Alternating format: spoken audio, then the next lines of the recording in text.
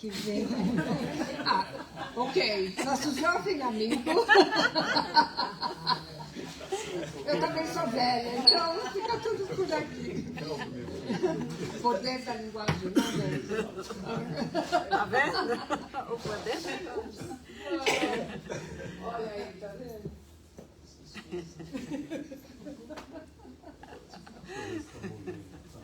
Pessoal, muito boa noite. Nós, como já pode ser visto o título, esse tema está baseado nesta obra, Fonte Viva de Emmanuel, cuja lição é de número 43, o título é Linguagem. É interessante, essa obra foi lançada em 1956, então está completando 70 anos. Por acaso ela acertou, porque é o ano, inclusive, que eu nasci. Você vê que umas coisas, né, não são por acaso. O Emmanuel não se trata de um livro de mensagens, como, por exemplo, aquela que foi lida aqui, do Pão Nosso. Nós temos o Pão Nosso, Caminho, Verdade e Vida, Fonte Viva, Palavras de Vida Eterna, entre outros, onde o autor espiritual trabalha os 4 evangelistas, Atos dos Apóstolos e Cartas de Paulo, ou seja, o Novo Testamento, e ele trabalha versículo a versículo, ou seja, parágrafo a parágrafo, e por vezes o mesmo parágrafo trabalhado de forma diferente, ou seja, sob outro tipo de análise em outra obra. É de impressionar. O interessante notar a respeito dessa obra lançada há 70 anos é que, quando nós vamos estudá-la, não só essa como as demais, nós temos a sensação que elas acabaram de ser psicografadas. É de impressionar, né, a atualidade do assunto e a maneira da abordagem. Mostrando um outro detalhe muito interessante a respeito de nós como espíritos. Nós não evoluímos aos saltos, a natureza não dá saltos, então a nossa natureza não dá saltos, se bem que nós podemos dar uma boa alavancada na nossa evolução. O fato é que existe na questão desta maneira de trabalhar o Novo Testamento por Emmanuel, no livro Renúncia, se você já teve a oportunidade de fazer a leitura, que é do mesmo autor, pelo mesmo médium, a personalidade dele nesse livro é do Padre Damiano.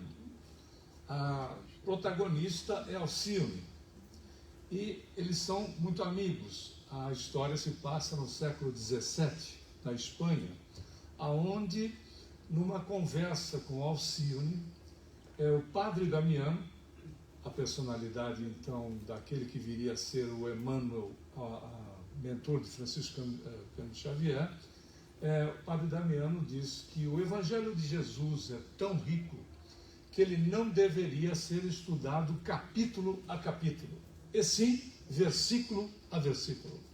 Interessante notar que quase 300 anos depois, ele vai trabalhar com a mediunidade de Francisco Cândido Xavier exatamente dentro dessa estrutura, onde ele analisa versículo a versículo. E ele vai apanhar nessa lição um versículo de Paulo, de uma carta de Paulo para Tito, segundo capítulo, versículo, parágrafo 8º, aonde Paulo recomenda linguagem sã e irrepreensível, para que o interlocutor se envergonhe, não tendo nenhum mal que dizer de nós.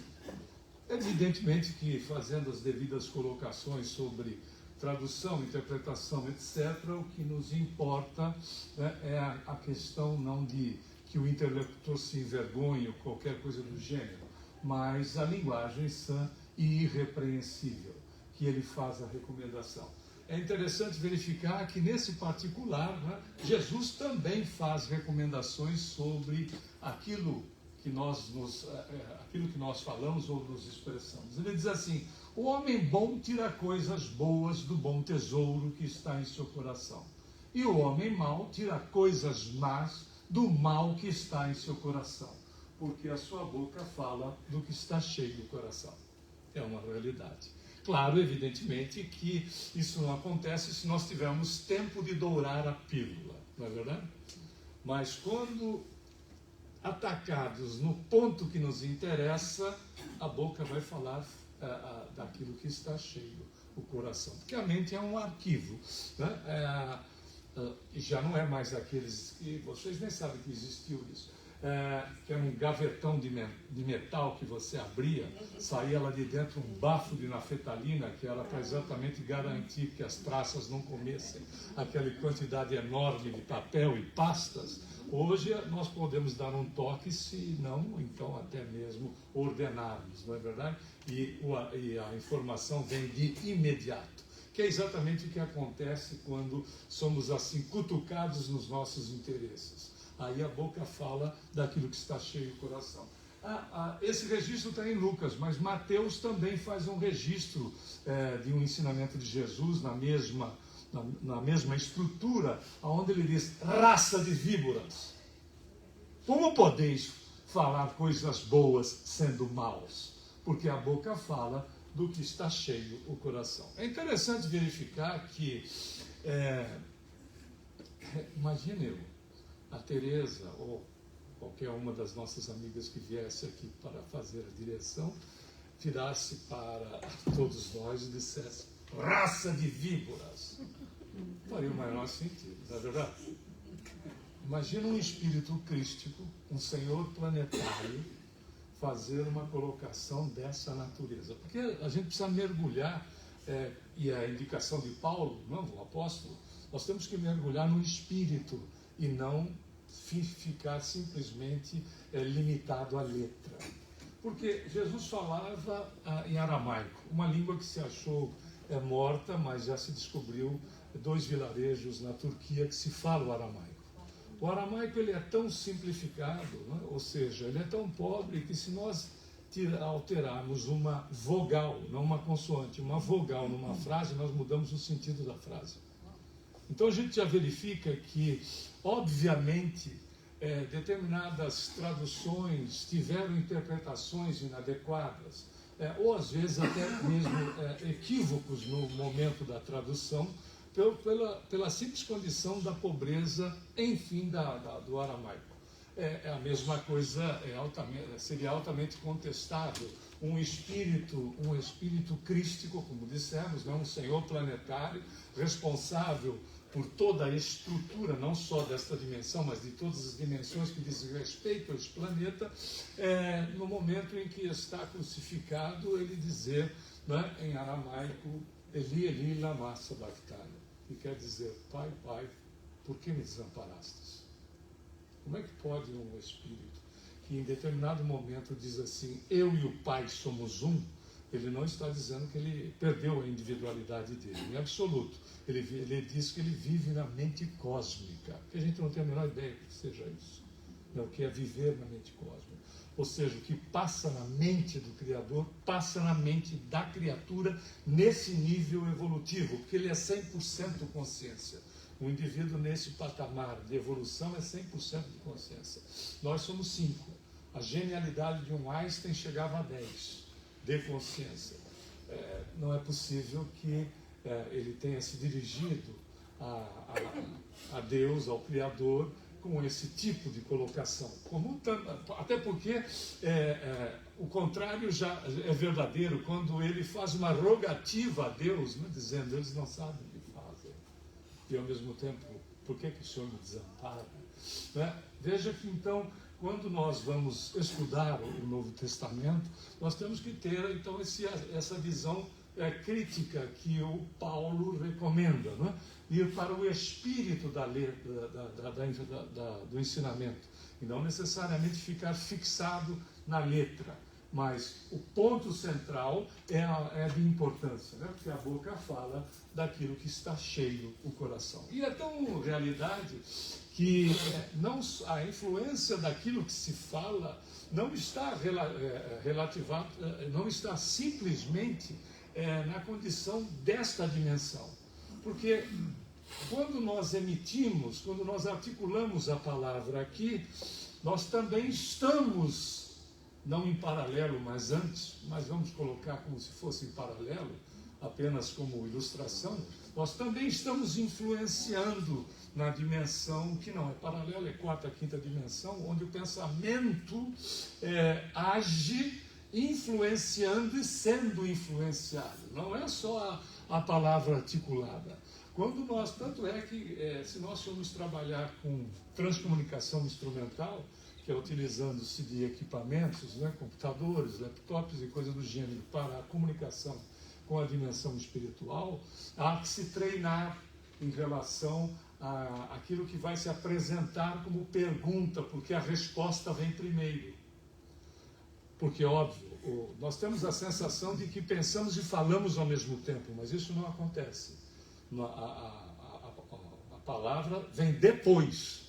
E como a comunicação com a dimensão espiritual é mental, a resposta vem primeiro e tem que se treinar para que as pessoas que estejam participando da atividade saibam o porquê daquela resposta, né? Com a pergunta que vai ser formulada depois que a resposta veio, que é muito interessante e prova, então, a condição de que quando nós emitimos aqui a palavra, ela já foi emitida através daquilo que nós estamos pensando, né? que materializamos nela, nesta dimensão, e ela está influenciando e sendo, repetindo, influenciada, conforme diz Emmanuel, pelo bem ou pelo mal que nós desejamos.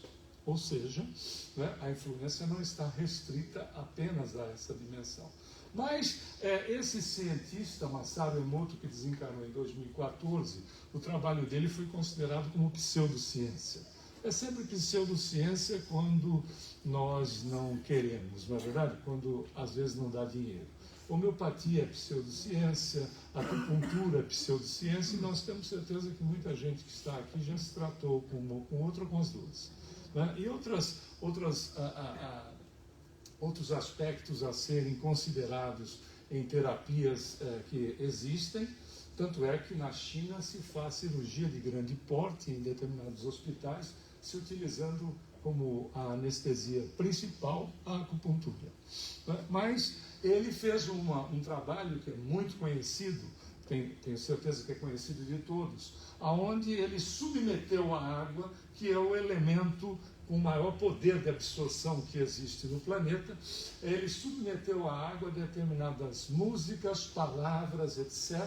Depois ele congelou essa água e analisou com o microscópio exatamente os cristais formados sobre a condição da música e também das palavras.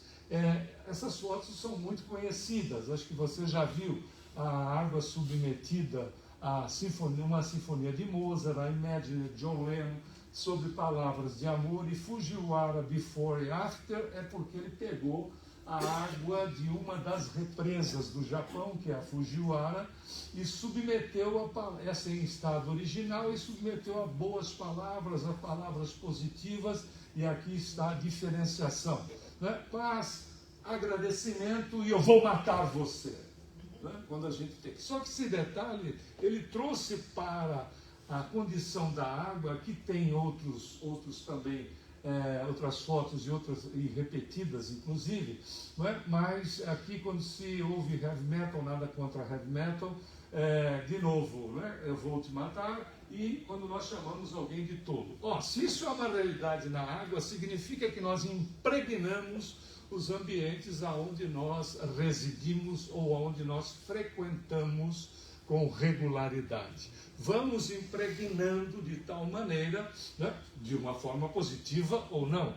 Aí está o convite, o porquê do convite que é de Jesus, da implementação do Evangelho no lar. Até porque foi Jesus que implementou na casa de Pedro o primeiro Evangelho no lar que se tem conhecimento no mundo. Por quê? Porque não é só por isso, mas ele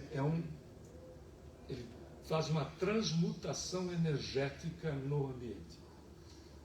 Porque não são duas energias, é a mesma, equilibrada ou desequilibrada, né, que se altera de acordo, como, por exemplo, não existe uma energia de amor, uma de ódio. Né? São duas, é a mesma energia, que sublimada a gente chama de amor, desequilibrada a gente chama de ódio. né? É a mesma energia. E é a mesma situação. O Evangelho, além de todos os benefícios que nos traz, faz com que essas energias sejam alteradas, seja no lar ou no ambiente que nós temos regularidade de frequência. Veja a importância, né? Por isso mesmo implementado pelo próprio Cristo, como dissemos na casa de Pedro. É interessante verificar que o que nós nos exprimimos, e aí nós temos alguns dados que também deve ser de conhecimento de muita gente. O psicólogo Albert Mehrabian, em 67, ele ainda é vivo, ele nasceu em 1939, ele foi pioneiro nas pesquisas sobre a linguagem não verbal, ou seja, nós não falamos só utilizando a palavra. Em 1967, você lembra quando o livro do Emmanuel foi lançado, né? 1956. Esse trabalho foi feito 11 anos depois. É interessante que, muito mais recentemente, a análise de milhares de entrevistas e negociações comerciais comprovaram que a linguagem não verbal responde por mais de 60% das mensagens transmitidas. Quando nós nos comunicamos, nós falamos como um todo. Nós não utilizamos apenas a palavra. E é interessante que, em relação à voz, a comunicação é muito mais do que palavras, porque nós nos expressamos. A composição é a palavra, a corporal não verbal e o tom de voz. Esse é um processo inteiro de comunicação, sendo que a palavra não tem a importância fundamental no processo de comunicação.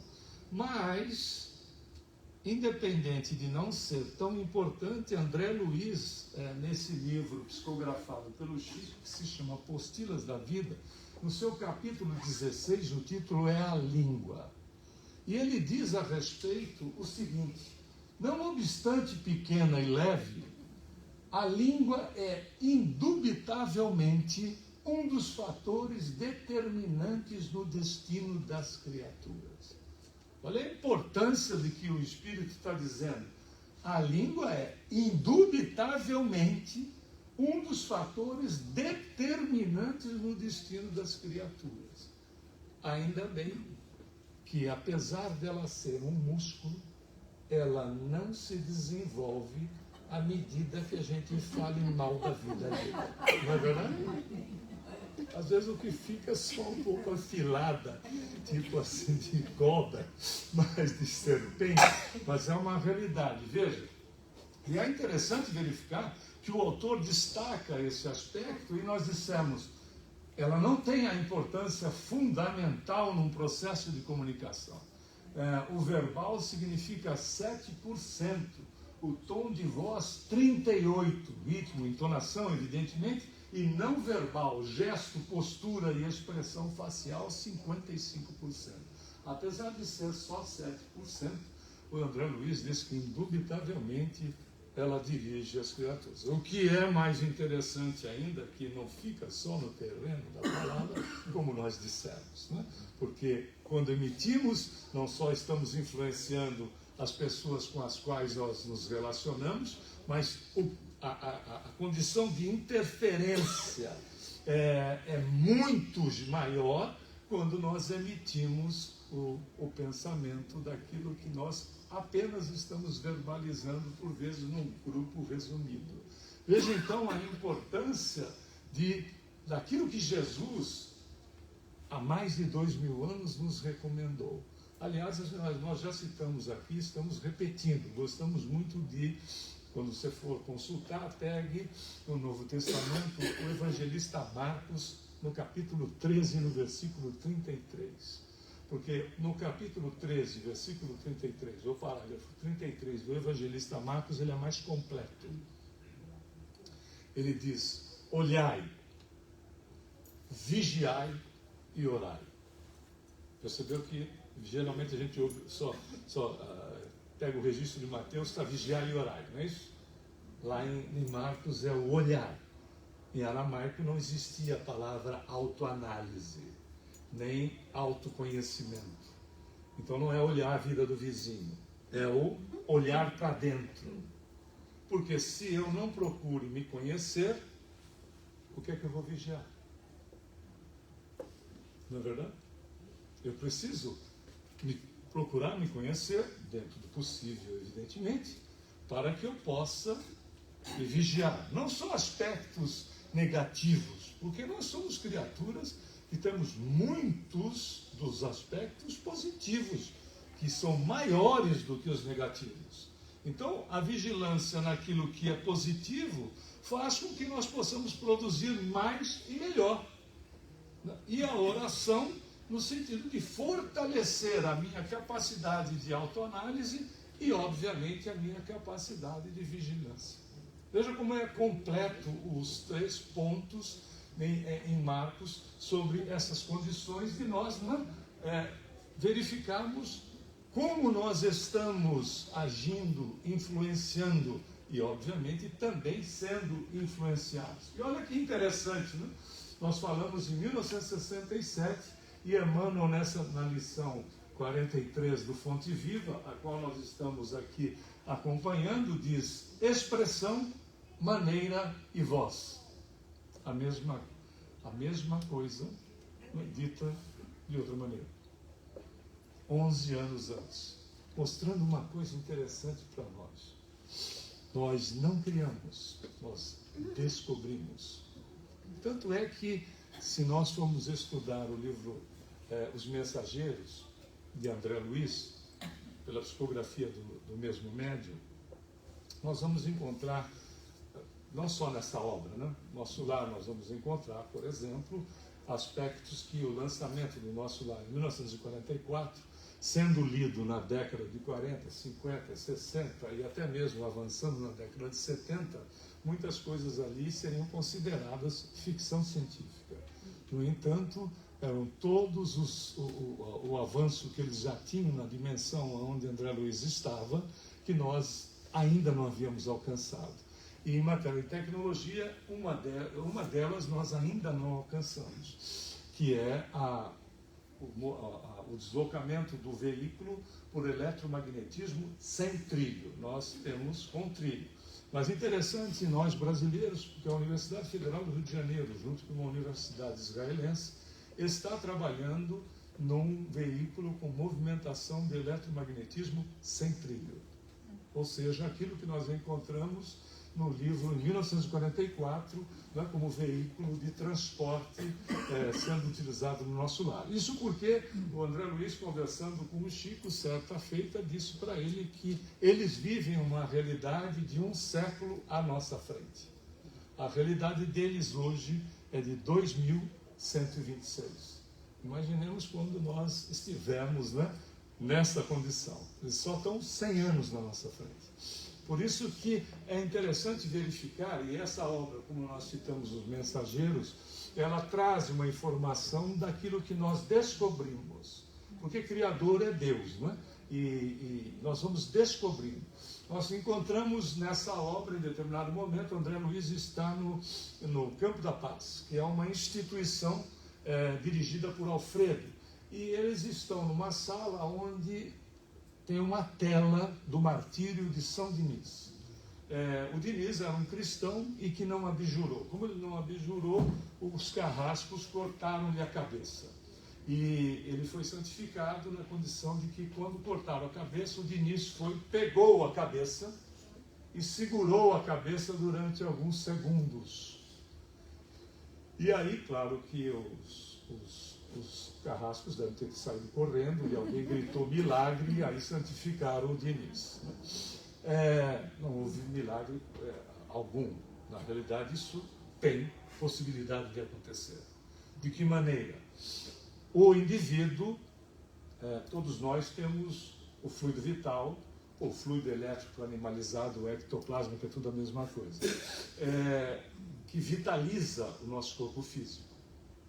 Este material, porque ele é ainda matéria, ele pode ser utilizado, se o espírito tiver evolução, pelo próprio espírito.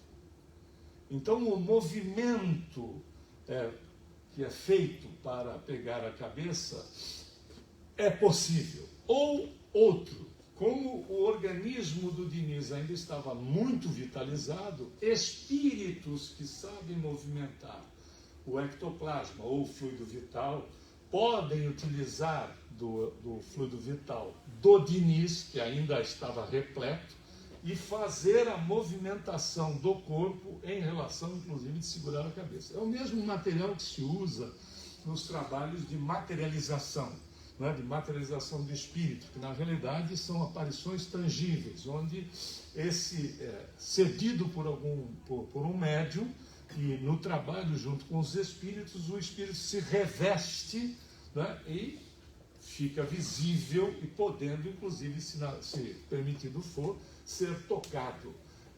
Essa relação, ela é possível. E aí o André Luiz diz assim, mas o importante é o quadro. Ele diz assim, belíssimo quadro do Martírio de São Diniz. O original está no Panteão de Paris. E aí Alfredo diz assim, o original é esse aqui. O que está no Panteão de Paris é uma cópia. O Bonnat, que foi o pintor, quando ele se deslocava no processo do sono, então ele adormecia, como acontece com todos nós, e saía do corpo, o que acontece com todos nós. Só não acontece se a gente se empanturrar à noite, né, comer tudo que tiver direito, aí deita e não tem como sair do corpo, né? Vai e volta, e não sai. Né? Mas o fato é, uma alimentação que tem que ser adequada em relação ao horário noturno, pelo processo da digestão em si. Mas ele saía do corpo, vinha até aqui, olhava a tela, e quando despertava de manhã, ele continuava a pintura. Fantástico, né? É sensacional. A gente descobre e não cria. Claro que nós descobrimos e adaptamos de acordo com as nossas necessidades. Numa aula, certa vez, uma colega estudante conosco disse assim, então quer dizer que Deus criou o parafuso? Disse, não, Deus não tem mais o que fazer do que ficar criando parafuso. Se você for no Home Depot, por exemplo, né, sem qualquer marketing, tem parafuso lá que você não sabe nem para que serve, de tanto parafuso que tem. Né? Então Deus não vai ficar criando parafuso por parafuso. Claro que não. Mas na mente divina estava o fuso. Não é mesmo? E aí nós adaptamos, que é sensacional, né? Para a gente verificar como é interessante esse aspecto. Né? 11 anos depois que o Albert Merabian saiu com o estudo, já estava na mensagem de Emmanuel 11 anos antes. Exatamente a mesma relação daquilo que ele faria como estudo, colocado de uma maneira pura e simplesmente que se tratam de sinônimos. Mas, enfim, a gente vê a influência, como dissemos, da linguagem. Né? A palavra pode ajudar ou prejudicar quem a utiliza e quem a recebe. E, mesmo diante de problemas, é importante não transmitir desequilíbrio através da fala. Madre Teresa de Calcutá, numa das tantas entrevistas que ela deu, ela disse a um repórter o seguinte, que ela não permitia que uma pessoa que já chegasse a ela, saísse da frente dela pior do que quando havia chegado. E sim, o contrário, saísse da frente dela melhor do que havia chegado.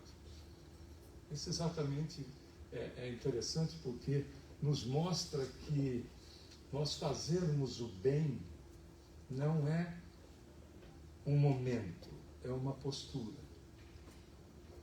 Todos nós temos o recurso para fazer, principalmente, né, na utilização da palavra, que é tão interessante que no livro Agenda Cristã, o espírito André Luiz vai dizer o seguinte: o mal não merece comentários em tempo algum. Por quê? Porque toda vez que eu comente o mal, eu me conecto com ele. Mesmo que as versões sejam as mais diversas, eu me conecto com aquela energia. Toda vez que mas então significa que toda vez que eu me irrite porque eu estou diante de um veículo da mídia qualquer que traz uma informação, não significa não ser informado, não ser informada. Significa usar do bom senso para verificar que ali tem uma opinião de uma empresa ou de uma pessoa.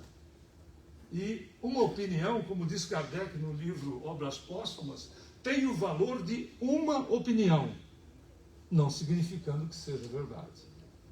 E ele chega a dizer em relação a comunicações espirituais, ele diz, uma opinião tem o valor de uma opinião, só. Por isso que, veja, comentar determinados aspectos negativos nos conecta exatamente, energeticamente com essas criaturas ou a situação que esteja ocorrendo. Não significa se isolar do mundo, significa usar da inteligência, do bom senso, do raciocínio, para que nós mantenhamos uma estrutura a mais equilibrada possível, que nós façamos a diferença. Porque o convite do Cristo é um convite para que nós sejamos as criaturas que façamos por nossa vez a diferença. Exatamente esse é o convite do Cristo. Ele não veio fazer um convite para a gente se santificar de uma hora para outra, não foi isso. Mas para nós sermos polos de diferença. Tanto é que ele diz, vós sois luzes. Percebe?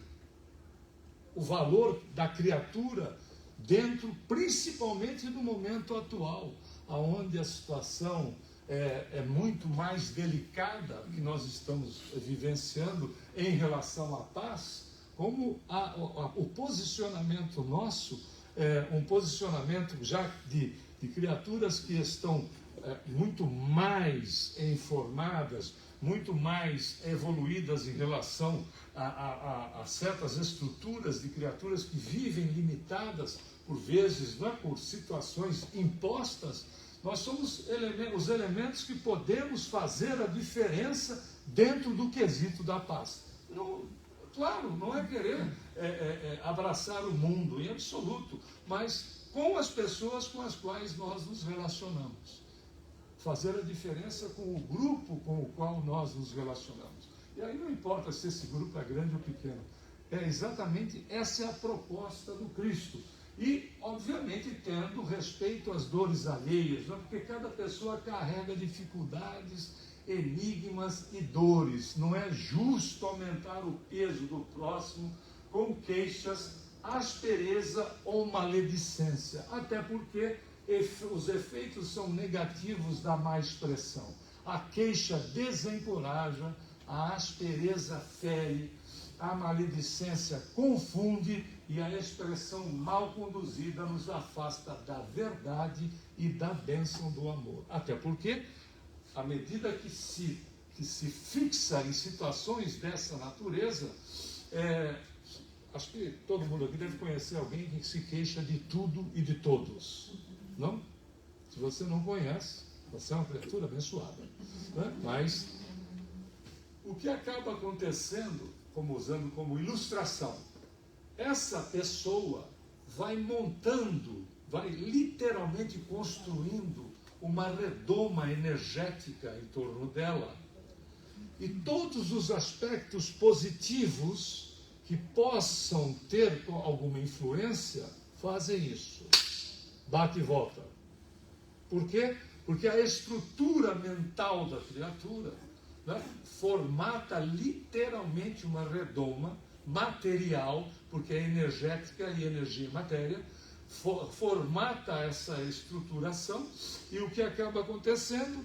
Aquilo que tem relação com o que ela vive, essas energias fazem contato e estimulam mais a criatura dentro dessa estrutura negativa, dessa energia negativa, com o detalhe de que as conexões não são conexões só que venham de lá para cá, elas estão interligadas. Eu abasteço e sou abastecido. É um processo de retroalimentação.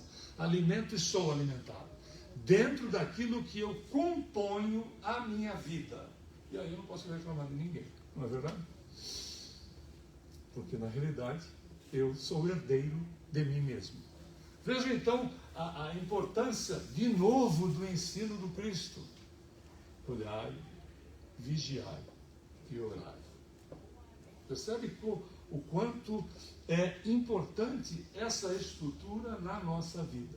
Até porque a responsabilidade pelo controle interior é totalmente nossa. E a gente tem que ter coragem para dominar sentimentos e desejos descontrolados, que não é tão simples, não é verdade? Até porque a palavra revela paixões ou virtudes. Nós acabamos, né?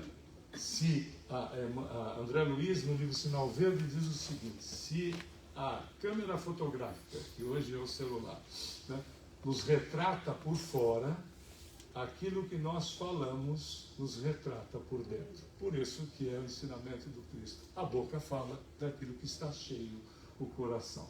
E é interessante porque tem a força construtiva ou destrutiva a palavra. Ela destrói ou edifica, abala ou restaura, fere ou consola.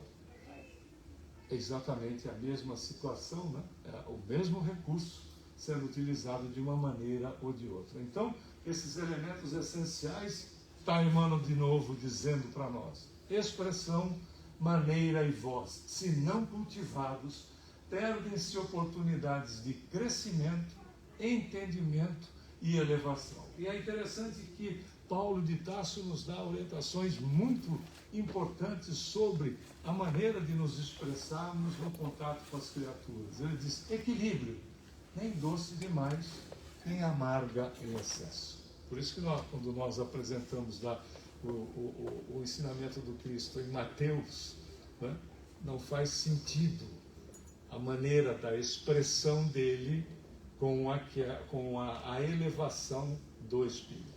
Como também não faz sentido a condição de que a criatura se expresse sem manter a sua personalidade. Imagine se eu chegasse aqui, né, um italiano desse tamanho, chegasse aqui e dissesse: meus queridos irmãos, minhas queridas irmãs, vamos elevar os nossos pessoas. Esse cara está louco? De onde veio essa criatura? Percebe? É você com a sua personalidade, mas com os cuidados que Paulo recomenda. Nem doce demais, nem amarga em excesso. Ele fala mais um pouco: nem branda ao ponto de gerar insegurança, nem áspera a ponto de quebrar a simpatia. E a conclusão com Paulo: ideal, linguagem sã e irrepreensível, de forma que o interlocutor não tenha nada de mal a dizer. E se nós formos, como dissemos há pouco, se nós formos verificar, Emmanuel, no livro Leis de Amor, uma outra obra da sua autoria, diz em determinado trecho o seguinte: nós estamos reencarnados no melhor local aonde nós possamos ser mais úteis e melhores. Veja a importância dessa colocação.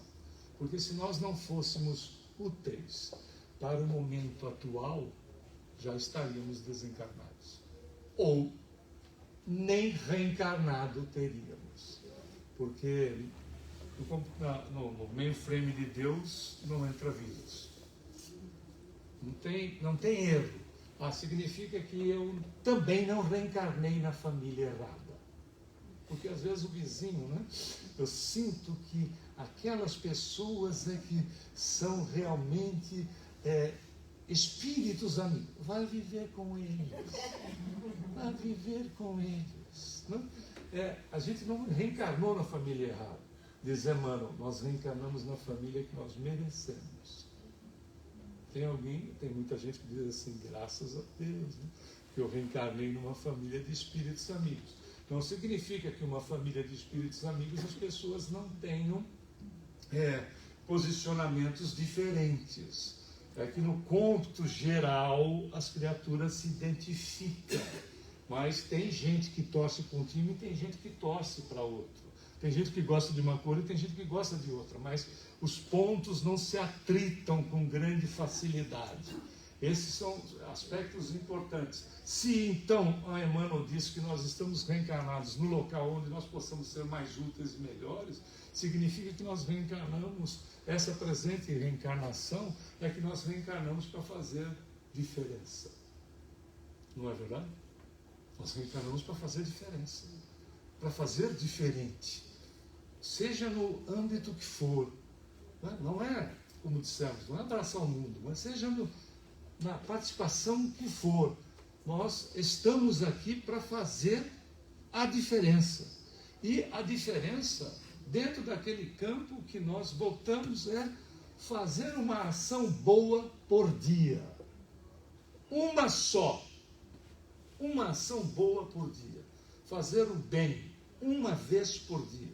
E nós sempre sugerimos esse fazer o bem começando o dia, desejando um bom dia, primeiro para nós mesmos. Porque tem gente tão complicada que ele não consegue olhar para o espelho de manhã, dado o mau humor que tem, e dizer bom dia para si mesmo.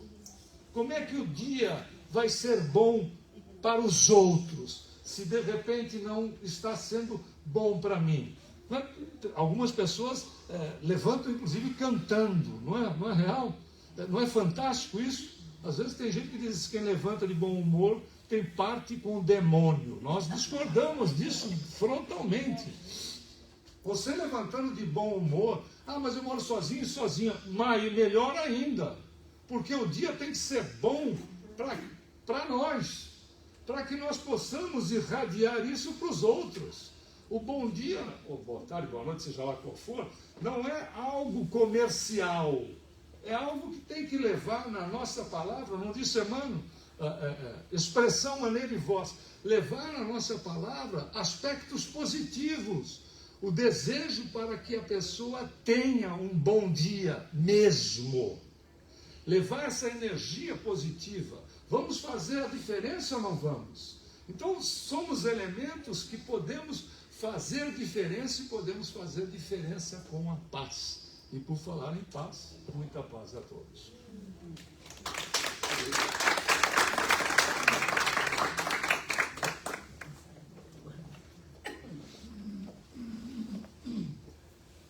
Obrigada, jovem.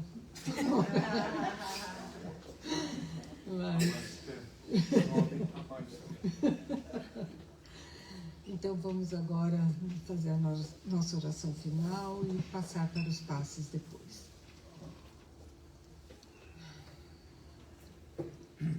E assim, Senhor, mais uma vez, agradecidos pelas lições da noite que vieram nos trazer tanto ensinamento, para que nós realmente possamos tomar cuidado com as nossas palavras, com os nossos atos, que eles podem muitas vezes atingir, ou diria melhor, sempre vão atingir de uma forma boa ou má ao nosso semelhante. Então que nós possamos realmente sermos pessoas que possam levar sempre uma palavra de amor, de carinho, de consolo, principalmente aos necessitados. Te pedimos às pessoas, ao nosso planeta tão necessitado, que nesse momento passa por momentos tão difíceis, onde as guerras estão acontecendo em tantos cantos desse planeta, que os nossos dirigentes, os governantes, possam realmente abrir os seus corações, serem intuídos pela espiritualidade, para que eles possam tomar decisões melhores em relação à humanidade. Que os interesses realmente sejam em prol do bem e da necessidade do nosso irmão. E te pedimos também, Senhor, pelos nossos familiares, pelos nossos amigos, para que todos possam ter uma semana de paz e de amor. E te pedimos também por nós mesmos, que somos também bastante necessitados, que precisamos de Ti todos os dias. Pois sem Ti, Senhor, não somos nada nesse mundo. Tudo devemos a Ti. Todas as oportunidades que temos da vida e após a vida. E assim, Senhor, encerramos a reunião da noite com os corações cheios de alegria. Te pedimos para que esteja conosco, hoje e sempre. Que assim seja. Agora vamos passar aos passos.